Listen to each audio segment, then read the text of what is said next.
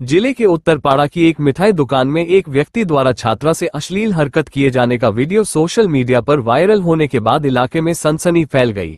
Viral video में साफ दिख रहा है कि आरोपी दुकान के अंदर गया और वहां एक मासूम छात्रा के साथ बदतमीजी की। पूरी घटना दुकान के सीसीटीवी कैमरे में कैद हो गई। उत्तरपाड़ा थाने की पुलिस ने मामले की जांच शुरू कर दी है। सीसीटीवी फुटेज के आधार पर आरोपी की पहचान की जा रही है। पुलिस का कहना है कि आरोपी जल्द ही गिरफ्त में होगा। वीडियो सामने आने के बाद लोगों में गुस्सा और चिंता बढ़ गई है। सवाल उठ रहे हैं कि मिठाई दुकान के कर्मचारियों ने आरोपी को रोकने की कोशिश क्यों नहीं की। कुछ लोगों का कहना है कि यह घटना दुकान में मौजूद अन्य ग्राहकों और महिला कर्मचारियों के सामने हुई, लेकिन किसी ने रोक टोक नहीं की। लोगों का कहना है कि कुछ विकृत मानसिकता वाले पुरुष पूरे पुरुष समाज पर बदनुमा धब्बा लगा देते हैं। ऐसे मामलों से महिलाओं की सुरक्षा पर गंभीर सवाल खड़े हो रहे हैं और समाज में भय का माहौल बनता है।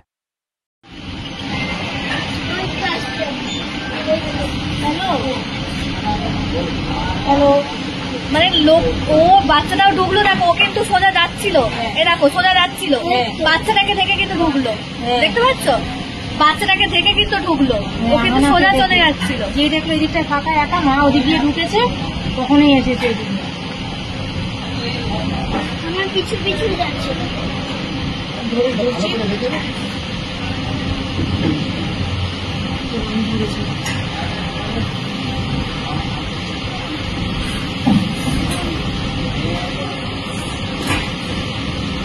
এখানটা যদি থাকে আগে একবার কামড়েছিল, আমি মুখটা খালি সরিয়ে দিয়েছিলাম, ছেলে বলেছে কামড়াচ্ছ কেন।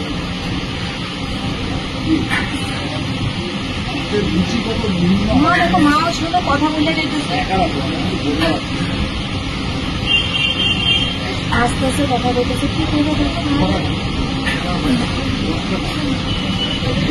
কিস করছে, দেখো চুমু খাচ্ছে। মা দেখতে পাচ্ছে না, বলো কেন চুমু খাবে একটা অচেনা চেয়ে।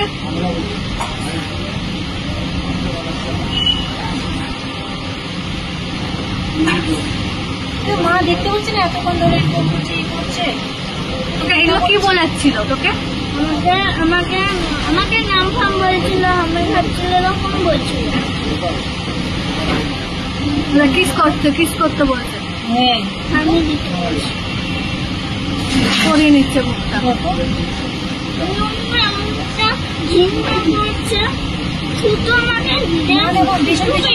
মায়ের দেখো কোনো হুঁশ নেই, কিছু নেই।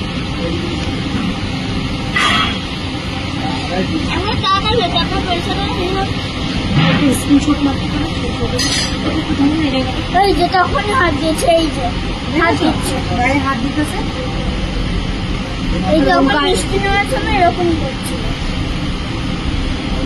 মুখে হাত দিচ্ছে, সরিয়ে দিচ্ছে, ও তাও করছে। ভালো করে ভিডিও করা দেখিরা, ঠিক আছে? লোকটা যদি লোকাল লোক হয় তুমি ঠিক ধরে নেবো। এই যে লোকটা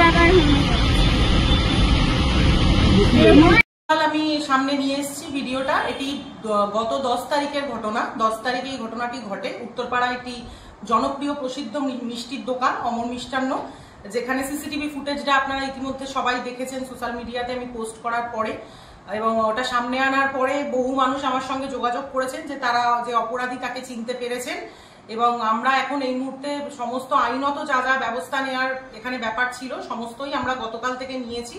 মানে মেয়েটির মা, বাচ্চাটির মা সমস্তই আইনত নিয়েছেন।